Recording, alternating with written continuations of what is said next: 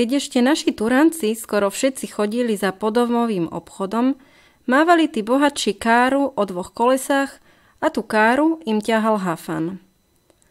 Aj nám raz také 3 veľké psy doviezli drevo, keď nám ho žiaden furman nechcel doviezť pre zlú cestu. Nuž o jednom takom Havkovi chcem vám rozprávať. Bol sivý a nie veľmi pekný. Mal veľkú hlavu, zamračené oči a nebola by som nikomu radila, aby sa priblížil ku káre jeho pána. Hneď by bol pocítil jeho ostré zuby. Keď sa na svojej púti po krajine dakde tí kupci zastavili, tu si milý truc ľahol pod káru, kým jeho gazdovia predávali po dedine. Všetko, čo mali, mohli bez strachu ponechať na káre. Keď tam bol truc, nikdy nič sa nestratilo. A keď ďaleko v neznámom kraji nocovali a gazda si prestrel huňu vedľa káry a ľahol si na ňu, tu sa truc položil k nemu a svoju šedivú hlavu oprel mu o prsia, tak si pána strážil. Bol taký poslušný a verný svojmu pánovi, že sa ten mohol úplne na neho spoľahnúť.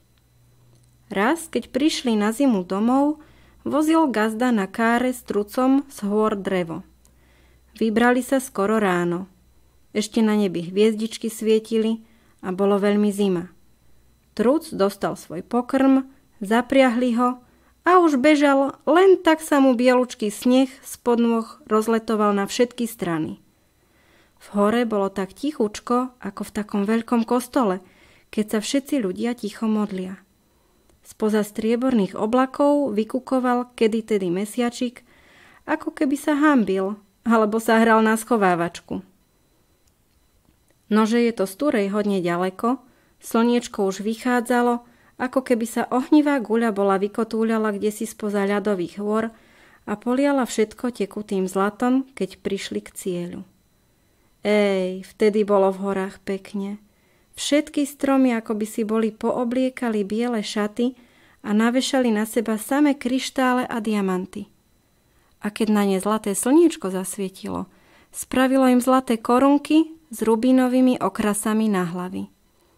Ľudia ani dobytok si tú krásu nevšímali. Prišli si pre drevo a museli ho hlboko spod snehu vyhrabovať a hoci bolo ukrutne zima, aj sa pritom zapotili. Trucov gazda musel si až kožuch vyzliecť. Hodil ho na okraj hlbokého jarka, zavolal na psa: Truc, vartuj! A truc poslušne sadol na kožuch a vartoval. Bol ustatý. Keď sa mu papučky začali zahrievať, zvalil sa a zadriemal. Medzi tým jeho gazdovi sa trafil dobrý priateľ, ktorý sa mu prihovoril: Priviažte si, ujček, tú káru k môjmu vozu, nemusíte ťahať, zveziem vám to dolu.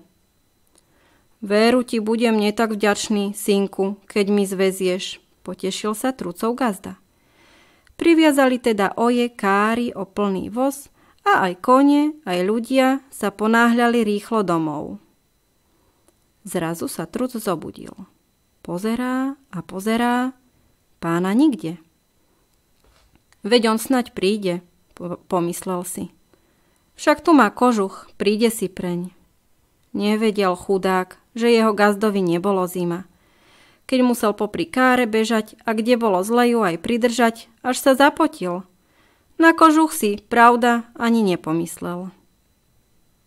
V horách stíchlo. Jeden záprach za druhým odišiel. Pomaly aj povolávanie na kone a kravičky utíchlo. Nikde ani vtáčka, ani letáčka, nie je to človeka. Len nad výmoľom sedí osamelý pes a vyzerá starostlivo, kedy sa jeho gazda vráti. Vyzerá hodinu, 2, 3. Nič. Ach, nič. Bárs má nie tak teplú bundu, ale je mu predsa zima. Ešte keby mohol behať, zahrial by sa. Ale pán mu kázal: Truc, vartuj.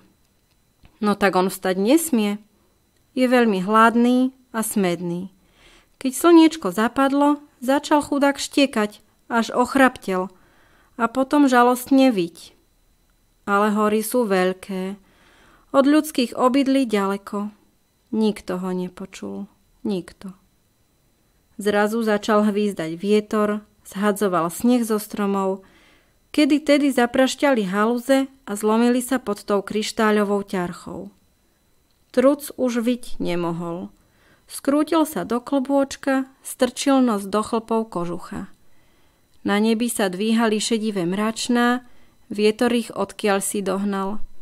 Potom sa natrhli a ničo by si takú veľkú, velikánsku perinu rozpáral a to snehové páperie zasypalo všetko, čo ležalo na zemi, aj chudáka verného truca.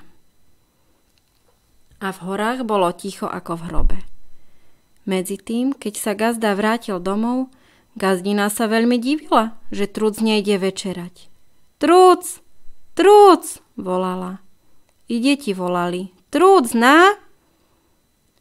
Zrazu odhodil gazda lyžicu a udrel sa do čela. Ach, čo som ja spravil? Truc zostal v horách. Kázal som mu vartovať kožuch.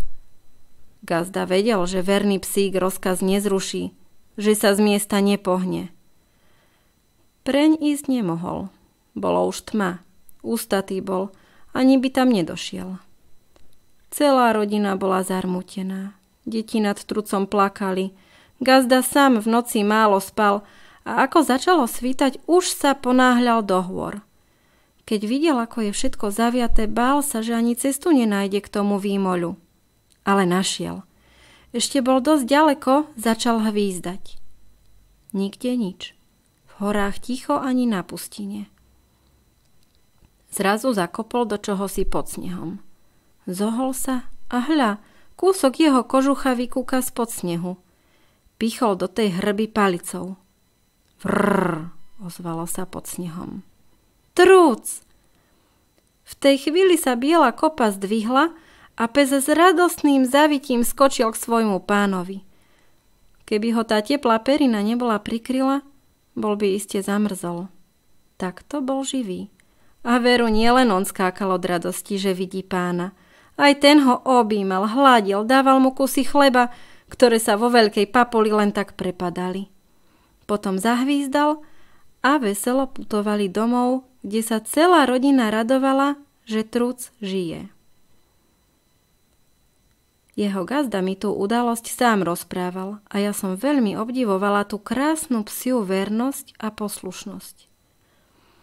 A len to som si priala, aby som aj ja bola taká verná svojmu pánovi Ježišovi. Ach, detičky, aj vy, aj ja sa od toho truca môžeme mnoho naučiť. Truc by bol radšej zmrzol a umrel v tých horách hladom a smedom, ako by prestúpil rozkaz svojho gazdu a odbehol preč. Veď on by bol veľmi ľahko trafil domov, po gazdových stopách.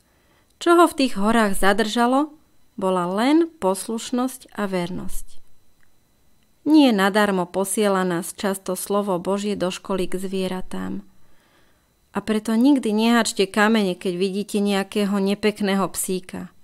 Kto zná, či to tiež nie je taký verný a poslušný trucko, od ktorého sa nám treba učiť poslúchať Pána Boha aj ľudí a byť vernými jemu, aby sa na nás mohli spoľahnúť. Truc dávno nežije. Mal len jeden život, ktorý užitočne strávil. Ľudia ho až dodnes po dobrom spomínajú. Nám ale hovorí Pán Ježiš: buď verný až do smrti a dám ti veniec života.